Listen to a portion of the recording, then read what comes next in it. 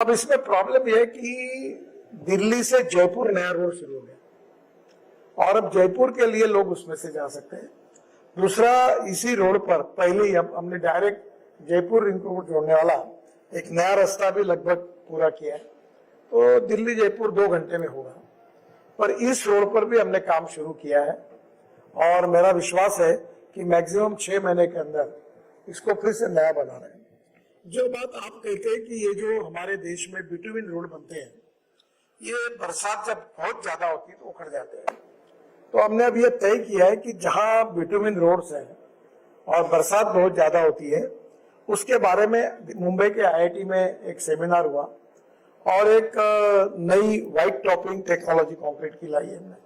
और जहां बेस से होता है बिटवीन रोड का, उसके मिनिमम टेक्निकल क्वालिफिकेशन में अगर वो पूरे करता है तो उसके ऊपर हम 8 इंच का व्हाइट टॉपिंग कंक्रीटिंग करेंगे, तो उसका लाइफ 20 से 25 साल कुछ नहीं होगा। तो ये बहुत बार ज्यादा बरसात होने के कारण भी बिटवीन रोड में दिक्कतें आती है। और एक बात मैं आपको बताना चाहूंगा, तो अन्यथा मत लीजिए, आपने ये होटल में 5 स्टार होटल में कार्यक्रम किया, आपके पास ऑप्शन था, रामलीला मैदान पर आप और मैं बैठते और चर्चा करते, फुकट में काम हो जाता। आप जब इस होटल में आपने लिया तो यहाँ चाय कोई 10 रुपए का नहीं होगा, यहाँ की कीमत देनी पड़ेगी। तो ये एक बात जरूर याद रखिए, if you want good services you have to pay for it. और टोले दंड नहीं होता। मैं जब मुंबई में मंत्री था तो मुंबई से पुणे, आप शायद आपको याद होगा, उस समय आने के लिए 9 घंटे लगते थे। अब 9 घंटे के बजाय 2 घंटे में लोग आते हैं, तो 7 घंटे का डीजल पेट्रोल बचता है, टाइम बचता है और सुरक्षितता भी होती है। तो ये जो पैसा है, अभी दिल्ली जयपुर जाने के लिए 7.5 8 घंटे लगते थे, अब लोग 2 घंटे में जाएंगे, 2.25 घंटे में, समय बचेगा। दिल्ली से देहरादून 9 घंटे लगते थे, अब 2 घंटे में जाएंगे दिसंबर के बाद। दिल्ली से अमृतसर 4 घंटे में जाएंगे जो रोड बन रहा है। तो फिर ये जितना पेट्रोल डीजल की बचत होती है, उसमें से कुछ पैसा आपको, क्योंकि हम भी कर्जा निकाल रहे हैं सरकार के बजट में। जैसे मैंने कहा कि मैं इस साल 3 लाख करोड़ के ये करूंगा, तो मेरे पास बजट तो एनएचआई को 60-70 हजार करोड़ में अपने बजट से दे पाऊंगा। तो ये बाकी का पैसा मार्केट में जो खड़ा करेंगे हमारे बॉन्ड्स में, उसको मुझे 8.05% ब्याज देना है लोगों को, और वो ब्याज देना होगा तो ही पैसे मिलेंगे। तो ये कोई ना कोई। और दूसरी और एक इंपॉर्टेंट बात, हम 2 लेन रोड पर टोल नहीं लगाते। कितने 2 लेन की हमारी लेंथ है, आज 65,000 किलोमीटर मेंटेन करते हैं, उसके लिए कोई टोल नहीं मिलता।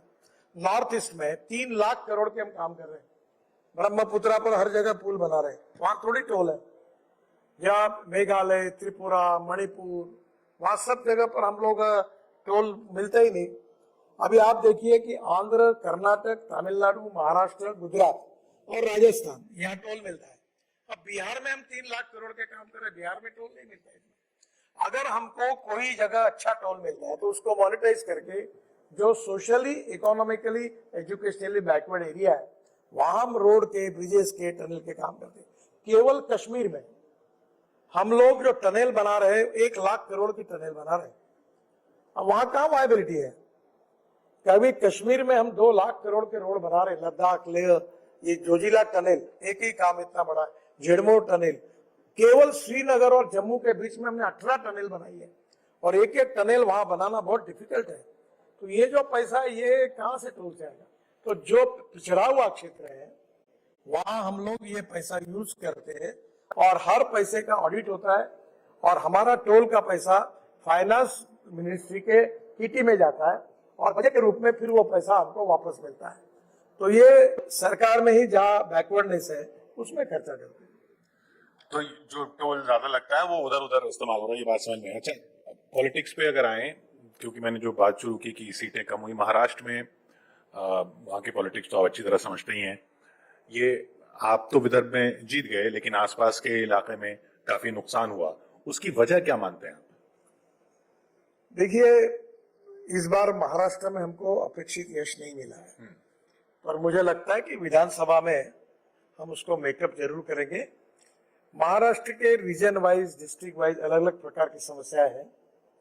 महाराष्ट्र में कपास, सोयाबीन, किसानों के ऊपर वहां उसके रेट कम हो गए। अब हमारी ग्लोबल इकोनॉमी है, हमारी प्राइस इंटरनेशनल मार्केट के डिमांड एंड सप्लाई के ऊपर तय होती है। तो ऐसी कुछ बातें हैं, पर हम लोगों ने ये पैच के बारे में, जब पैच में आपको पता है कि जब पैच की कीमत बढ़ती है तो दिल्ली में पैच की माला पहन के लोग घूमते हैं, और उधर जब किसानों का 1 रुपए किलो पैच का भाव बढ़ता है तो हम एक्सपोर्ट करते तो ये परमिशन देते, तो शहर के लोग कहते देखो ये पैच की कीमत बढ़ी है। तो ऐसी थोड़ी बहुत बातें होती रहती है, पर मुझे लगता है कि इस विधानसभा चुनाव में हम फिर से एक बार जीतेंगे। अलायंस का प्रॉब्लम नहीं था, अलायंस का प्रॉब्लम नहीं था, मुझे तो नहीं लगता कोई आएगा, और अभी भी नहीं आएगा। नहीं आएगा। हमने सुना आपको कहा गया था आप महाराष्ट्र विधानसभा के चुनाव देखें, उसको प्रभार संभालें, आपने मना कर दिया। नहीं, वैसे मैं तो हर चुनाव में प्रचार में जाता ही हूँ, और चुनाव पार्टी के अध्यक्ष समिति है और मैं उनके साथ पार्टी के प्रचार में जाऊंगा, उनको सहयोग करूंगा। पर आपने ऐसा कोई मना नहीं किया प्रभार लेने का महाराष्ट्र का? नहीं, मैं तो वैसे प्रमुख नेता ही हूँ, तो मैं सबके साथ ही हूँ, मैं उनकी मदद करूंगा।